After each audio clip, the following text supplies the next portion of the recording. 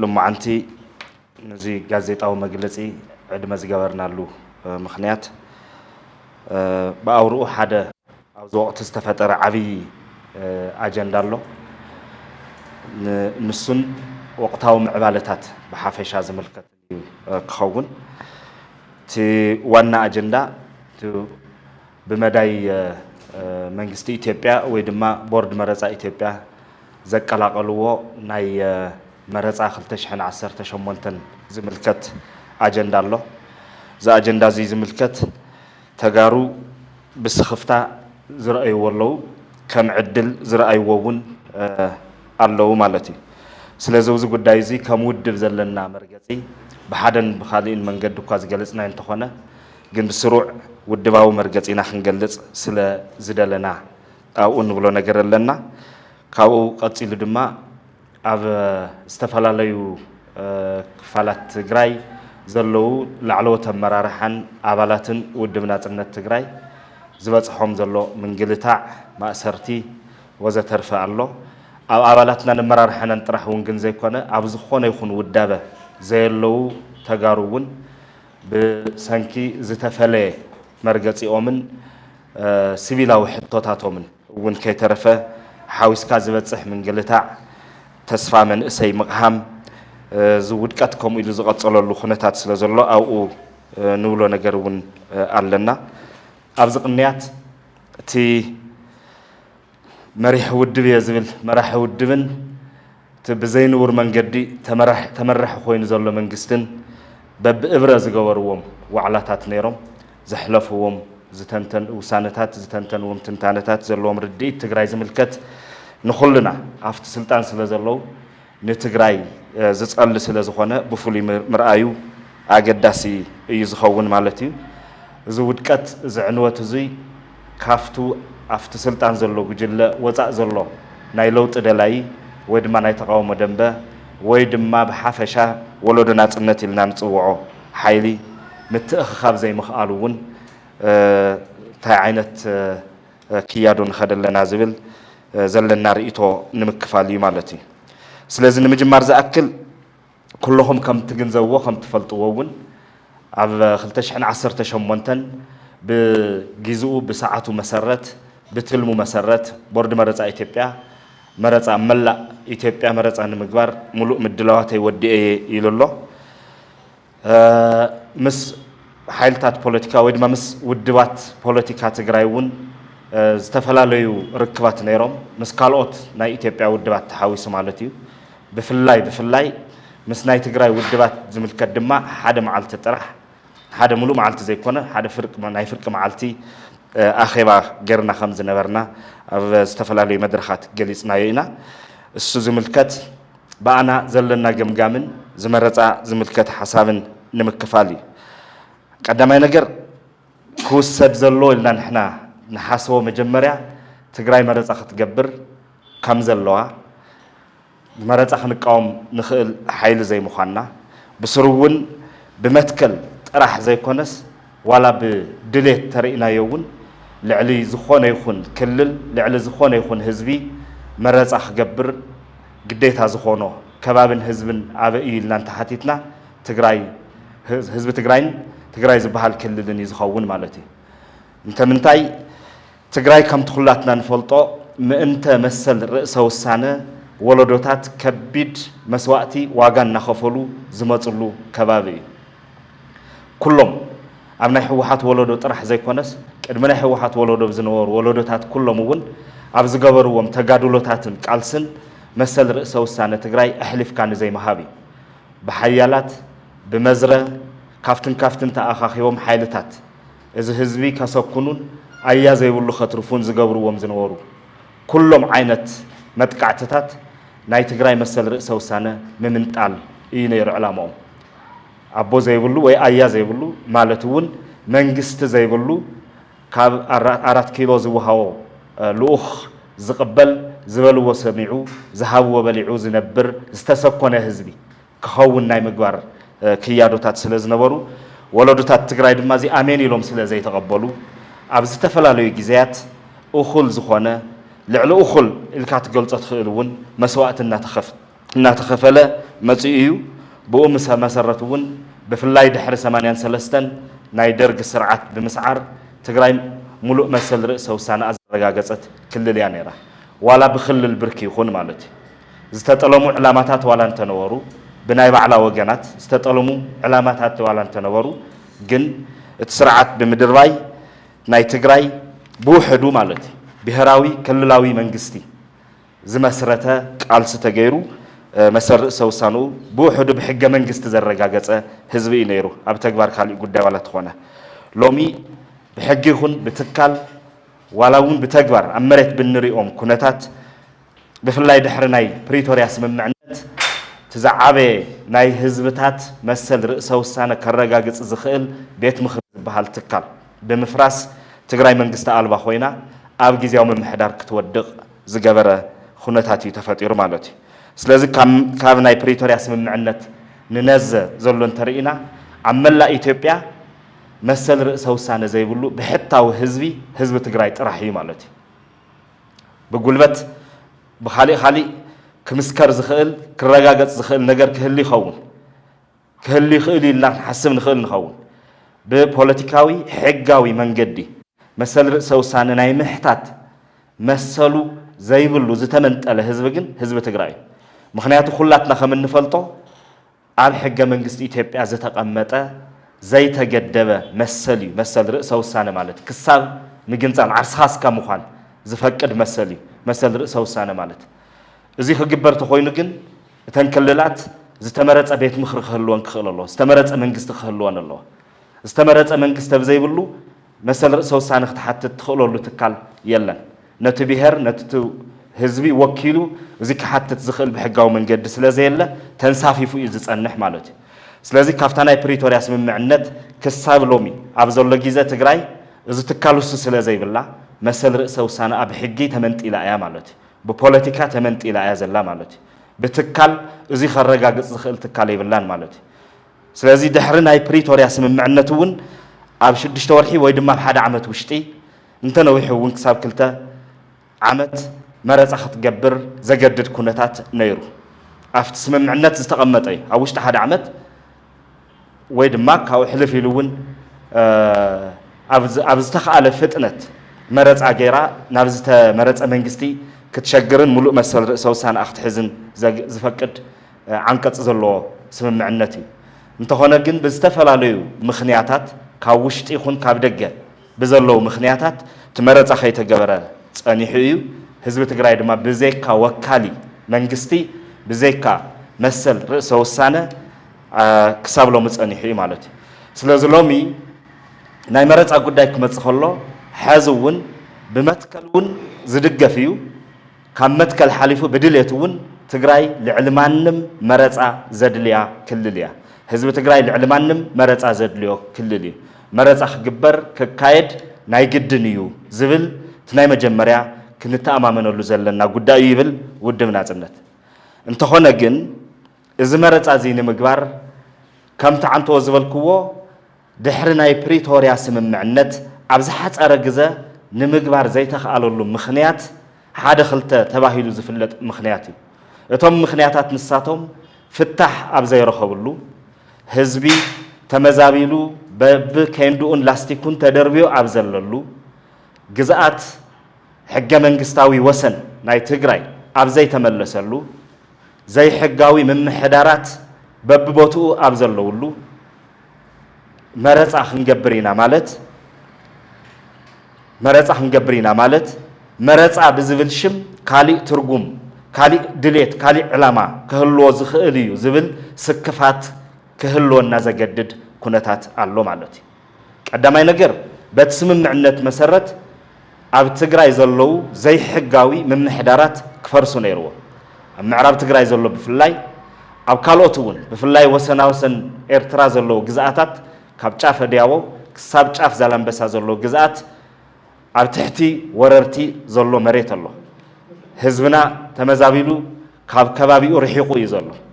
ገዝኡ ብሰላም ከኣቲ ዘይኽእል ህዝቢ እዩ እዚ ህዝቢ እዚ ኣብዚ ተደርበየሉ ኬንዳ ኮይኑ ክመርፅ ክግደድ ኣይብሉን እሱ ባዕሉ ናይ መረፃ መሰል ዘይኮነስ መሰረታዊ ናይ ሰብአዊ መሰሉ ምጥሓስ እዩ ዝኸውን ካብ ገዝኦ ባሪርካ መረፂልካ ከተገድዶ ኣይትኽእልን ስለዚ መሰረታዊ ሕቶና ንሕና መረፃ ክንገብር ኢና እወ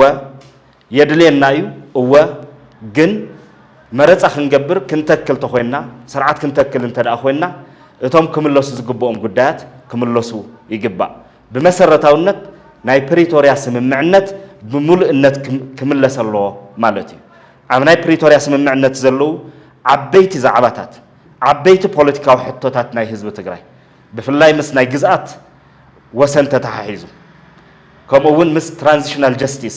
ምስ ናይ ስግግር ፍትሒ ተተሓሒዙ ዘለው ምስ ናይ ተመዛበልቲ ጉዳይ ተተሓሒዞም ዘለው ክምለሱ ይግባእ ብውሕዱ ማለት እዩ ብውሕዱ ብድሕሪኡ ዘሎ ጉዳይ ክውጋዕ እንተኮይኑ ድማ ትግራይ ኣብ ፖስት ጆኖሳይድ ኮንቴክስት ዘላ ዓዲ እያ ጆኖሳይድ ዝተፈጸሙ ህዝቢ ኣይኮነን ዶ ጆኖሳይድ ዝኣክል ገበን ዝተፈጸሙ ከባቢ ታራ ግጭት ኣብ ዘለዎ ከባቢ እውን ድሕረ ግጭት ዝግበር መረፃ ካፍቲ ቅድመ ግጭት ኣብ ዘየለሉ ግዜ ኣብ ኖርማል ግዜ ዝግበር መረፃ ዝተፈለዩ ባህርያት ኣለዎ ስለዚ ቅድመ ናይ መረፃ ምድላው ኣብ ትግራይ ተገይሩ ኢልና ይንኣምንን ይትረፉ ሞነቱ ዘለናሉ ኮንቴክስት ዝምጥን ግጭት ዝሸገርና ወይ ድማ ብጆኖሳይድ ዝሓለፍና ሕዚ እውን ኣብ ሰላሕታዊ ናይ ፅንተት ከይዲ ዘለና ህዝቢ ምዃንና ይትረፍሞ ዋላ ኣብቲ ስሩዕ ግዜ ኣብ መደበኛ ግዜ ኣብ ስሩዕ ማሕበረ ኢኮኖሚያዊ ምንቅስቃሳት ዝገብር ህዝቢ ዝግበር መረፃ ንዑ ዝምጥን ምድላው እውን ኣሎ ዝብል እምነት ኣይብልናን የለን ሓደ ናይ ኢሌክሽን ኢንፍራስትራክቸር ሙሉእ ንሙሉእ ዓንዩ ኣብ ትግራይ ኣብ መላእ ትግራይ ካብ ምዕራብ ትግራይ ጀሚሩ ክሻብ ደቡብ ትግራይ ኣብ ዘሎ ከባቢታት ናይ ኢሌክሽን ኢንፍራስትራክቸር የለን እሱ ንምፅጋን እንደገና ዳግመ ህንፀት ንምግባር ዝተኸየደ ፃዕሪ እውን የለን ስለዚ ኢሌክሽን ኢንፍራስትራክቸር ኣብ ዘይብሉ ናይ ስግግር ፍትሒ ኣብ ዘይተመለሰሉ ተመዛበልትና ናብ መረፃ ጣቢኦምን መረፃ ክልሎምን ናብ ማሙቕ ቤቶም ኣብ ዘይተመለስሉ ዘይስሩዓን ዘይሕጋውያን ምምሕዳራት ኣብ ዘይፈረስሉ ዝግበር ግዝኣት ተቆራሪሱ እናሃለየ ዝግበር መረፃ ሒዝዎ ዝመፅእ መዘዝ ዳ እምበር ናይ ህዝቢ መሰል ዘረጋግፅ ኣይኮነን ስለዚ እዚኦም ክሕሰቡ ዝግብኦም ጉዳያት ስለ ዝኾኑ መንግስቲ ኢትዮጵያ ብፍጥነት ናይ ፕሪቶሪያ ስምምዕነት ተፈጻሚ ብምግባር ዘይሕጋውያን ስርዓታት ብምፍራስ ካብ ናይ ኢትዮጵያ ሰራዊት ወፃእ ዘለው ኩሎም ዕጡቃት ሓይልታት ዲስኣርም ብምግባር ወይ ድማ ካብ ትግራይ ክወፁ ብምግባር ቶም ምሕዳራቱ እውን ብምፍራስ ተመዛባላይ ተመሊሱ ኣፍቲ ንኩሉ ዝሓቁፍ ጊዜያዊ ምምሕዳር ተኺልካ ብኦቢልካ ክሳሰ ዝግብኦ መረፃ ዳ እምበር በዚ ህዝቢ ክየድ ዘሎ ክያዶ ኣይኮነን ካልእ ኣብዚ ከም ውድብ ዘለና ስክፍታ ኣብዚ መረፃ እዚ ቦርድ መረፃ ኢትዮጵያ ዘቀላቅሎ ስልቲ ኣሎ ንኣብነት ከባቢታት መረፃ ምግባር ይከኣልሎምን ኣይከኣለሎምን ዝበሃሉ ከባቢታት ብሰማያዊ ሕብርን ብቀይሕ ሕብርን ፈሊናዮም ኣለና ዝብል ኣባህላታት ብተደጋጋሚ ንሰምዕ ኢና እዚ ንዓና ዝፈጥረልና ስክፋት ኣብ ትግራይ ወይ ድማ መንግስቲ 4 ኪሎ ኣብ ዘጣየሾ ጊዜያዊ ምምሕዳር ዝመርሓ ትግራይ ሙሉእ ንሙሉእ ቀይሕ ጌርካ ኣብ ምዕራብ ትግራይ ዘሎ ዘይሕጋዊ ክፈርስ ዝግብኦ ምምሕዳር ሰማያዊ ጌርካ እቲ ዘይሕጋዊ ስርዓት ብመረፃ ሕጋውነት ንምልባስ ዝኽየድ ዘሎ ኸይዲ እዩ ዝብል ስጋኣት ኣለና እዚ ብሄር ምፍራስ መሬት ምምንዛዕ ህዝቢ ምምዝባል ስለ ዝኾነ ፍጹም ቅቡልነት ክህልዎ ኣይኽእልን ኣብ መቐለ ክግበር ዝኽእል መረፃ ኣይንቃወምን ኣብ መቐለ ክብል ከለኹ መቐለ ዘማእኽሎ መላእ ትግራይ ዝግበር መረፃ ተቃውሞ ይብልና በቲ ዝኽየድ ዘሎ ካይዳ ግን እቶም ክፈርሱ ዝግብኦም ዘይስሩዕ ዘይሕጋውያን ምምሕዳራት ኣብ ትሕቲ ቁፅፅርን ፍቃድን ናይ ፌደራል መንግስቲ ስለ ዘለው ናታቶም ግሪን ጌርካ ኣብኡ መረፃ ካይድካ እቲ ክፈርስ ዝግብኦ ስርዓት ሕጋውነት ምልባስ ስለ ዝኸውን እዚ ፍጹም ካብቲ ናይ ፕሪቶሪያ ስምምዕነት እውን ወፃኢ እዩ ካብቲ ናይ ኢትዮጵያ ሕገ መንግስታዊ መስርሕ እውን ወፃኢ እዩ ብናይ ትግራይ ናሽናል ኢንተረስት ክንሪኦ ከለና ድማ ኣዝዩ ሓደገኛን ፍጹም ቅቡልነት ዘይብሉን ኣካይዳ እዩ ዝኸውን ማለት እዩ ስለዚህ ንመረፃ ክንዳሎ መረፃ እውን ክንገብር እንተዳ ኮይና ትግራይ ብምልአት ክትረአን ብምልአት ዘማእኸላ ምምሕዳር ክትከልን በቱ ምምሕዳር ሰቢሉት መረፃ ክሳሰን ይግባእ ኣብ ወርሒ ጉንበት ወይ ወርሒ ሰነ ዝብል ቅድመ ኩነት መቐማጥ ኣገዳሲ ኣይኮነን ቶም ወሰንቲ ዝበሃሉ ናይ ህዝቢ ሕቶታት ካልኦት እዮም ቶም ዓበይቲ ናይ ብሔረ ትግራይ ሕቶታት ካልኦት እዮም ስለዚ ንሳቶም ክምለሱ ይግባእ ካብዚ ብተወሳኺ ጆኖሳይድ ዝተፈጸመና ህዝቢ ኢና ጆኖሳይድ ዝተፈጸሙ ህዝቢ ድማ ናብ መረፃ ቅድሚ ምሽጋር ናይ ትራውማ ሂሊንግ ስራሕቲ ክስርሑ ግድን እዩ ትግራይ ኣብ ፕሪቶሪያ ተኽሲ ጠጠው ናይ ምባል ስምምዕነት ደኣ ተሰማምዐት እምበር ምስ ኢትዮጵያ ዕርቂ ኣይፈጸመትን ምስ ኩሎም ትካላት ኢትዮጵያ ዝፈጸመቱ ዕርቂ የለን ትግራይ ወኪሉ ክዕረቕ ዝኽእል ዋላ ሓደ ትካል እውን የለን ቅቡልነት እሙንነት ሕጋውነት ዘለዎ ዋላ ሓደ ትካል የለን ኣብ ትግራይ እዚ የብዘየለሉ ዕርቀ ብዘይተፈጸመሉ ትማሊ ግፋ በለው እንዳበሉ ጀኖሳይድ ትግራይ ዝመርሑን ዘሳሲዩን ዝነበሩ ሓይልታት ፖለቲካ ምንም ከም ዘይተፈጸመ ሎሚ ህዝቢ በብከንዱ ኣብዚ ተደርበየሉ መጽኦም ምረጹና ዝብል ቅስቀሳ ክገብሩ ማለት ኣብ ልዕሊ ቁስሉ ጨው ምንስናስ ኣብ ልዕሊ ቁስሉ ግራጭ ምምላስ እዩ ዝኸውን ከምቲ ዝፍከር ዝበሃል ዝነበረ ዝተኣወጀ ኩናት ዝተኣወጀ ናይ ጽንተት ኩናት እንዲ ተፈጺመ ኣብ ትግራይ እቶም ኣዋጅ ዝእውጅ ዝነበሩ ሓይልታት ሳይኮሎጂካሊ ነቲ ህዝቢ ከሰኩንዎ ዝኸድዎ ዝነበሩ ክያዶ ብመረፃ ሰበብ ንኽስኮን ዝበለፀ ጥጡሕ ባይታ ይረኽቡ ኣለዉ ማለት እዩ ሕውየት እዩ ዝደሊ እዚ ህዝቢ ክሕከም እዩ ዘለዎ ብስምባደ ዘሎ ህዝቢ እዩ ሕተታቱ ክምለሰሉ እዩ ዝግባእ እቶም ከምኡ ዝገበሩ ሓይልታት ፍትሒ ኣይተረጋገፀን ይቕሬታ ኣይተሓተተን ዕርቀ ኣይተፈፀመን እዚ ኩሉ ብዘየለሉ ካሕሳብ እውን ኣይተገበረን ኣብ ዝኾነ ይኹን ናይ ኢትዮጵያ ትካል ህዝቢ ትግራይ የለን ከምቲ ዝበልክዎ እውን ወኪል ኣይብላን ትግራይ بحزب ملوك قبولنا زلوا وكيل يبلع ولا حجاو قبولنا زلوا وكيل يبلع إزاي بزي اللو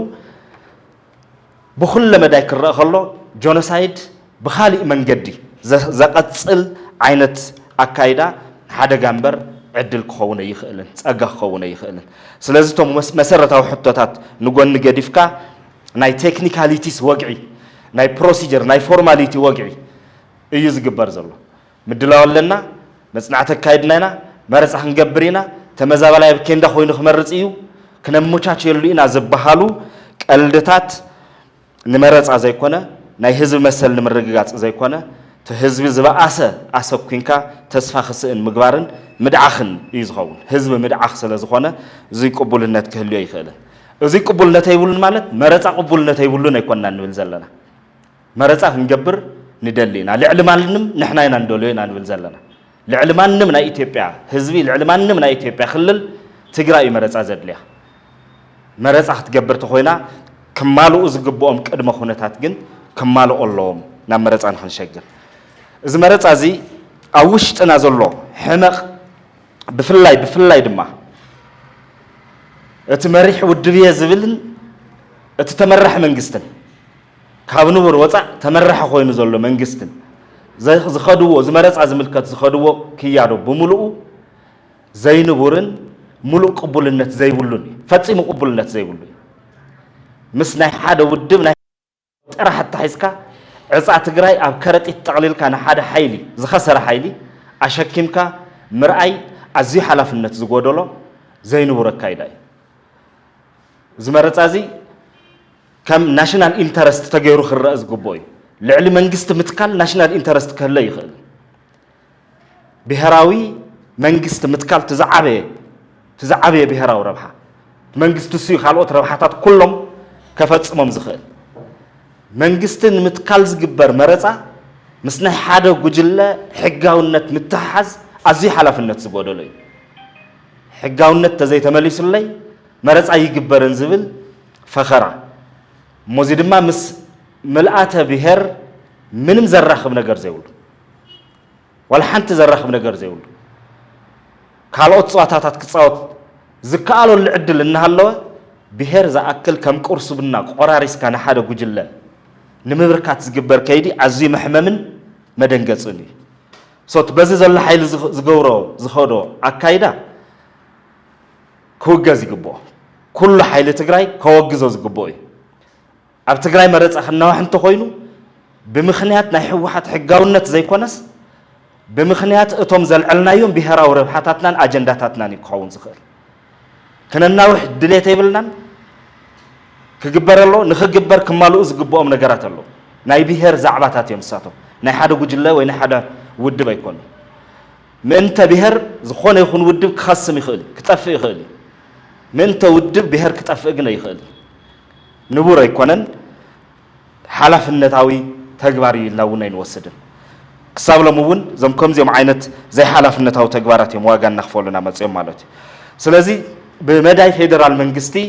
ናይ ትግራይ መረፃ ክሕሰብ ከሎ እቲ ናብ ርእሲ ዝመፅእ ጉዳይ ሕወሓት ዝበሃል ሓይል እንተኮይኑ ወይቱ ሕወሓት ዝወነኖ ጊዜያዊ ምምሕዳር ዝበሃል ሓይል እንተኮይኑ እዚ ሓይል እዚ ደጋጊምና ገሊፅና ኢና ምስ ህዝቢ ትግራይ ምንም ዓይነት ማሕበራዊ ውዕሊ ኣይብሉን ህዝቢ ትግራይ ዝሃቦ ውዕሊ ምስ ህዝቢ ትግራይ ዝተስማምዑ ውዕሊ የለን እዚ ጊዜያዊ ምምሕዳር እዚ ምስ ፌደራል መንግስቲ እዩ ባዕሉ ተዋዓዒሉ ዘጣየሾ ጊዜያዊ ምምሕዳር ይስማዓዮ ኣይስማዓዮ ቅፅዓት ንህዝቢ ክኸውን ኣይኽእል ከተዓራርዮስ ከፍርሶስ ክተኽሎስ ባዕሉ እዩ ገይሩ ኣብ ትግራይ ምስ ዝኾነ ህዝቢ ተመያይጡ ዝተኸሎ መንግስቲ የለን ኣብ ትግራይ ምስ ዝኾነ ናይ ፖለቲካ ሓይሊ ተመያይጡ ዝተኸሎ መንግስቲ የለን ወይ ጊዜያዊ ምምሕዳር የለን ባዕሉ ዘጣየሾ እዩ ናይ ባዕሉ ጣጣ እዩ ዝኸውን እሱ ናይ ሕጋውነቱ ናይ ካልእ ጉዳዩ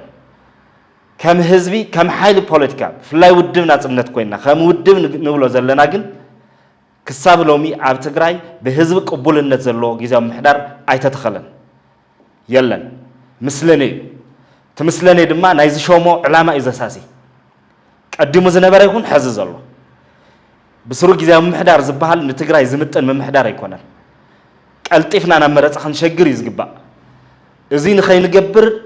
ብደገን ብውሽጥን ተሓባቢሮም ዓዲ ዝሕምሱ ዘለው እሶም ቶም ሓይልታት እሶም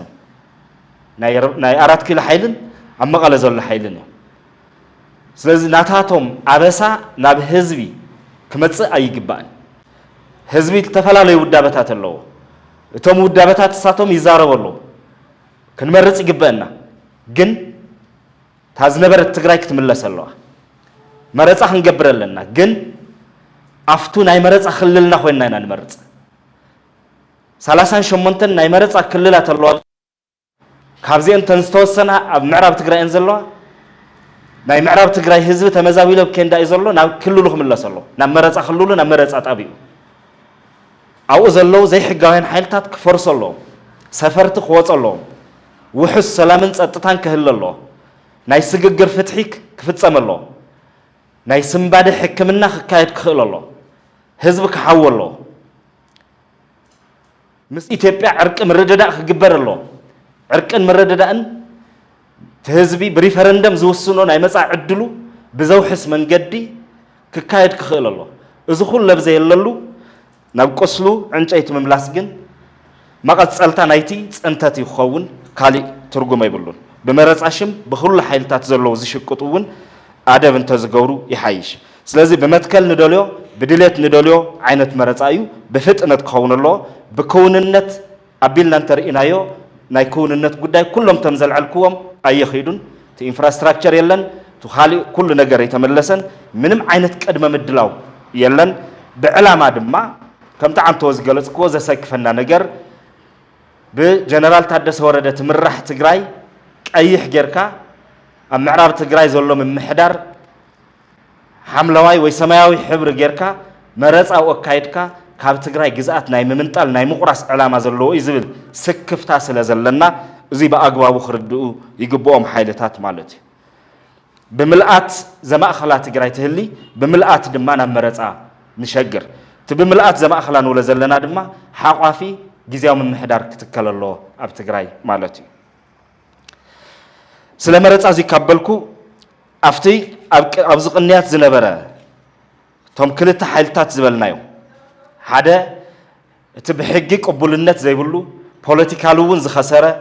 ኣብ መድረኽ ዓለም ተፀላኢ ዝኾነ أبز خبابي ناي سقات ناي ربش حيل تغيرو زسأل زلو حوحات يزبل زلو قجلة نسوز مرحو نسوز قوت أطورو جيزيو من محدارن زفتر ووم تساقمات اللو فلما قدمو زنبر جيزيو من محدار كاب نبور وطع بوتا دراو حيلي بتأبنجا كفرس وخلو كتسيلمون هذا جنرال بريزيدنت نخون كوغوت خلو እቲ ሚሊተሪ ብጠመንጃ ተዓጅቡ መንግስትነት ክቆጻጸር ከሎ ዝሓዝዎም 4 ዝኾኑ ዓበይቲ አጀንዳታት ነይሮም እቲ ሓደ ናይ ትግራይ ምምሕዳራት ክሳብ ታሕቲ ዘለው ዞባ ወረዳ ከተማ ክሳብ ጣብያ ዘለው ሙሉእ ንሙሉእ ማህተም ምምንጣልን ምቁጽጻርን ዝብል ነይሩ ንሱ ቀልጢፎም ዝገበርዎ እዩ ቀልጢፎም ብህጹጽ ዘካየድዎ እዩ ቀጽሉ ዞባ ደቡብ ፍሉይ ኩነታት ስለ ዝነበረ እቲ ፍሉይ ኩነታት ናይ ዞባ ደቡብ ብፍሉይ ወፍሪ ብፍሉይ ስራሕ ብፍሉይ ጥንቃቐ ምቁጽጻር እዩ ነይሩ ንሱ እውን ገይሮሞ ብዘይንቡር ከይዲ ብሰራዊት ተዓጅቦም ህዝቢ ኣፈራሪሖም ገይሮሞ ተቆጻጺሮም እቲ ሳልሳይ ትካላት ትእምት ሙሉእ ንሙሉእ ምቁጽጻር እዩ ነይሩ እዚ እውን ገይሮሞ ብዘይ ሕጋዊ መንገዲ بزي حقاو منجدي تأمت أبكالي وطت آتيم الله مس ناي دق حيلي مس ناي تيبي حيلي مس حجز ولو مالتي أبكالي وطت ولا أنت توم جن جيرهم الله ناي مودة تاز ترفتم ولا قاب جزاو نت عدس كيلو ما تصنحو تي زتت عايشة جزاو بيت مخري مفراسي نير ترى بعيتي زياد ما نزحلفو شوعته وشمنته أوارح من مسرح كي يسرح تبيت مخري عدس كيلو مو يمتانيه بفلاي دما مس محبرة العالم تجميرو زنبر ركب مس امباسيتات مس دبلوماتيك ميشن بحافشة زجبر زنبر ركب نمقرات نوح رحقة تخيلو تبيت مخرس روح كي يسرح عدس كيلو مو لو مدما أبزق النيات بزجبر وآخيباتات ملو كفرس وسينا ملو تزاتي ملو كم بريزيدنتو يسرح ينورن عدس كيلو مو يمتانيهم بعل خفرس ودما وسينم تزاتيهم تمخاخيرهم وصيم الله ስለዚህ ኩሉ ትዝደልዩ ወገሮም الله እዚ ጉጅለ ዘይ ቆጻጽሮ ዝኾነ ይኹን ትካለ በትግራይ ክህለ ይብሉን እዚ መርገጽ እዩ ሓዳሩን ከይተረፈ ናይ ምቆጻጽር ባህግ ዘሎ ጉጅለ እዩ ብልምዓት ጉጅለስ በኻሊ ይሰቢል ሕድ ህይወት ሕድ ምንቀሳቃስ ተጋሩ ካብ ቁጥጥር ወጻእ ክኸውን ዘይደሊ ملكوتاوي باور زشكم جوجلة بقول بعلو زقانة عبيت عدي أطفئو بلمعات جوجلة زتكأ شماغلة عدي بلمعات جوجلة زتكأ كم محبرسة بخبابيو حزات خيتر فزوررة محبرسة باوي سرحتي زفرسة كله بوليتيسايز تغيرو بنايت ودم باهلن ديسيبلينن طرح كتمرن ملوء تግራይ ምእንተ ናይ ኢኮኖሚ ዳይናስቲኦም ምእንተ ናይ ኢኮኖሚ ኢምፓየሮም ዝሃነጽዎ ናይ ኢኮኖሚ ኢምፓየር ክውፈ ክብጀው ዝገብሩ ለካይዳ አጠንኪሮም ቀጽሎም ዝተቃወመ ዓዲ ገዲፉ ኾጽ ሓያል ድፍኢት ይገብሩ ሓሳብ ዘዘልዕለ ሁሉ أب أبلاتنا أب مرارحنا زفت أموه بزكنيات يسمع نيري لعلوة مرارحة تأثيره من أب سلخ لها بتولم دو ما أخلي كوميتين نبلو ناي ود بنات النت ناي بيت مخرنات النت أبل لعلوة مرارحة تأثيري ناي 10 معلتي حتى حاتي تمللو زت أثر له مخنيات دم ما نأسيت ود بخاي لايسنسد تقاومي فقط زلوا تقاومي كنقاوم فقط زلنا ودا بينا كنود مناسينا توديبنا ودب كوينا مناسي كنودب موبيلايز كنجبر انصار تسرعات سلامه وقالت كنجبرينا توديبنا مناسي موداب ز اسر انت خوينو بقال عن الزارب لنا ببقطرو خيد كاسبات مسكوان يكون انزدل وخن ودبينا وخن اللعا علينا أوز جوجله خن سعرينا نصي قال سنة ስርዓት ክንቀየር ኢና ንቃለስ ዚብ ሰላማዊ መንገዲ ፍቃድ ሒዝና ንገብሮ ተጠልዕና ንገብሮ ጉዳይ መንእሰይ ወዲብካ ተባሂሉ አመራርሓ ናይ ፖለቲካዊ ውድብ ምእሳር ናበይ ወስደና ኣሎ ትኸይዲ ካብ ኣብ ጎረቤትና ዝነበረ ንጽየፎ ዝነበርና ካይዳ እንታይ ፈልዮ ዚ ዘዝተቃወመ ናጨወኻ ምጥፋእ ወይ መንእሰይ ተስፋ ሲኢኑ ሃጽኢሉ ክጠፍእ ምግባር ወይ በዴታት بعبيت عد خرجم مجبر كسع خندزي زخد رحقات عدي الجبر ده خالي قداي نجرجن أمرارها خمسة جير كام إسر عبالات مسكوان كتافو عدم قريفهم كتافو مجبر مجواي مسقاي تورشر مجبر زيوم لمدنا يومنا قصيلة ملو حلف ومجن موسى أدقس رجحت كم زبال زخالو كله عم جدال زجبرة ناي ود بنات النت عمل بمخانو ناي كالي ودابة الكعتاون تفت سراويت بمقامو سراويت هزباون بروفيشنال انتقال كون بمقلاسو كم أجندة كم كسي ناي ونات عمالها بزبل تقميتو بقلتي بزي منم مسجانا بديسبلين تباهيلو خاب سراويت استبرروا أبزق النيات تريون سمعون زنوركم قداي تجادلاي تخليت سجاي إزي أميديا زوجي أميديا زوج بزحات الله ببجز كوف زولو بز مخنيات تباريرو عبالات نايود بناتنا زوج الله لومي عبالات نايود بناتنا تلزخون ترح زي كنا زخونه يخون ناي بروفيشناليزم حطه وي ناي بيهر حطه وي سلمنتاي يقادل الله كفلت ألني زبل حطه سلازل علو ترح بزي من موسى زبارو رزلو تقادلتي بزحاتيا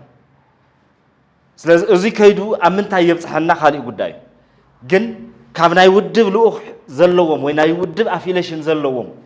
تقادلت وصا كاب مقدالون وصا سيفيل هيوتي مرحو زلو مناسيون بعصون قللن ناسركا تورچر ناغبركا مقتال نريو نسمعو زلنا قداي هزو فتحي تحتاتነት ዘይብሉ ዝጠፉ ሰባት አቤሎ ዊልካ ይተሐተትን ዝሞቱ ሰባት እውን መንቀት ይልዎም ይተሐተን ባዕሉ ጥፊ ይባል ኣብዚ በመቀነ ኣብ ማሕበራዊ ሚድያ ይመላለስ ትሪእዎ ነበርኩም ኣብ ኪሓ ከምኡ ዓይነት ዝገጠሞ ሰብ ኣሎ ተኣሲሩ ተገሪፉ ዝሞተ ባዕሉ ጥፊ ተባሂሉ ንንኡ መርድእ ዝተነገራ እዚኦም ቶም ዝረአዩ ዘለዎም ናብ ሚድያ ዝወፁ ዘለዎም ናብ ሚድያ ዘይወፅእ أزي بزح خمسة عينت تجبرات الله. أب عديقرات حتى العلوم زت أثروا عملت سراويت الله كسر هذا الله استأثروا. نير معسر تحمشته. بب خبابي أو خمسة عينت وضع عن قانون نلمدنا يو انتدى أخيرنا خوينا. راح نقول نبحث جزء من صوي ترفون زخيرزي. أبعل خامس بس هم وايد ترجم يهلون. هذا هيمانوت أبو أب أوروبا يمثلنا في جرماني ناين هتلر زي فتحة وكايدا كقاوم بزي مخالو مجرش هذا انتزارب فلما أنصارتهم سوشياليستاويان متيوم جنس قيلة مخناتو سوشياليست لزي كونكو كاتسيلهم أنصارتهم تريد يونيونيست متيوم شعوب سقيلة مخنياتو تريد يونيونيست سلازاي كونكو كاتسيلهم أنصار أيهوداويان متيوم شعوب سقيلة مخنياتو أيهود سلازاي كونكو أما ودعتا نبع لي متيوم زن بزعبا يزارب والحدث أيرخب كوني بي سلا حدث سلازاي تزارب ناي هايمونوت مزنتو تتقيمو أفتح قنت أطاو سلازاي بلا أبعلو سلازاي بطحو سلازاي تخلاخلا أمودة تبعلون تبتصح ولا حد ذكر يرخبه تمساسالي أبحد حد نخسع زبتصح نتصبيو كونتات كون أي جبان بتقرأ في السمزة ولا نجار إلو ممهر يسألنا ናይ ቀረባ እዩ ናይ ኤርትራ ልምዲ ኣብ ጎንና ዘሎ ልምዲ ካብ ኤርትራ ዝጠፍኡ መናእሰይ ንቕበል ነተኣናግድ ዝነበርና ህዝቢና ወፅዓ ሃዲሞም እንትመፁ መንእሰይ ክሓትት ዝኽእል ክቃለስ ዝኽእል ኣምራታይ ዝኾነ ሓይሊ ኩሉ ሃፂሉ እንትጠፍእ ወይ እንትቕተል ወይ እንትእሰር ወይ እንትሳቐ ወይ እንትስኮን ስደት ጥራሕ እንትኾን ተስፍኡ تعدل بزرخ بقطر عد قدي في هوتس سلاز حزب وانت جراي كوينات توزلا تكمرت زخيل كفر زخيل تكس حيلي تمن اسي تخو دادر زخيل تستمهارت تخنقد زخيل لو تخمت زخب يخيل زبها الحيلي تسفاس إنو قدي في واز خيد يتوددر زي كأله استسكونه ويعد مزدفأه حمد عدي تخلق إني لنا عد زمن الله سلا عدي أخوينا زلا ناي عبيتنا هس أو نتن عدت راح تخون الله مالتي زيد ما عددا توم تقنتن رجستن زخون سرعة المتكالي ذات زخون تقرأي كم إرتراهون كم إثيوبيا حتكون يتخيلن حدا بهري ستون بهري حطوا تمساساليو كابتشاف كساعة محبئي مشقوت زبها النجرو نيبلون أب كبابي أب قال ما ناخد شقوت يدخلنا بتقرأي تمساسال حطوي زلوا بهراو حطوي سبعة ومسال حطوي نايفتح حطوي حالفاتات كحتة زخون حيل زلولو زخون أكل زلولو عبدي كونه يتخابزي حلف في لزقت مزرلقن تشققونن كفل زي مخالوي تشققون أكل تشققانو خوينو أو قون تشققانو خوينو أنصار تتشققاني زغوس غوسل خونتات يزفتر زلو ፖለቲካውን ሸቀጥ ኮይኑ መናበር ኮይኑ እዚ አካል ናይቲ ኣብ ስልጣን ዘሎ ጉጅለ ስራሕቲ ተንኮሊ ፋሕ ብትነቢልዎ ናይ ተቃውሞ ደንበ ትካላት ኩለን ተዘይ ተቆጻጽርዎን በቲንዎን ከእከብ ዘይከኣለ ሓይሊ ነንባዕሉ ክናቆር ኣደዳ ጨቋን ይኸውን ወይ ኣካል ተጨቋኑ ኮይኑ ኣብ ልዕሊ ተኸምኡ ዝበለ ጭቁን ይወፈር إذا خمسة عينة كايدا نتوقعتي زاد أطح خوينو أب تجري تصفى زي واللخية دوتات كان رأي نقدر ينزلنا سلزي بكل مدى تجري كتر أخلا تصفى زي سأن الله تجري تخون الله أتمنى إسي حط الله جنز تبتنا حطوي استود بيكونن كابز حليفو نامنا حد جت كتزخل كونتات يزفتر زلوا إذا إلا بسلامة من جدي كغير أنت دا خوينو كل حيل خط أخاخبن فتصوم سلامة وزخونة سلفي كجبرني جبا أما غلا مالت أما غلا سلامة وسلف جبري جبا كل حيل خكم سلامة وسلف جبر حنتن لوخته ملأ تجري ناتي زبلا زأمنه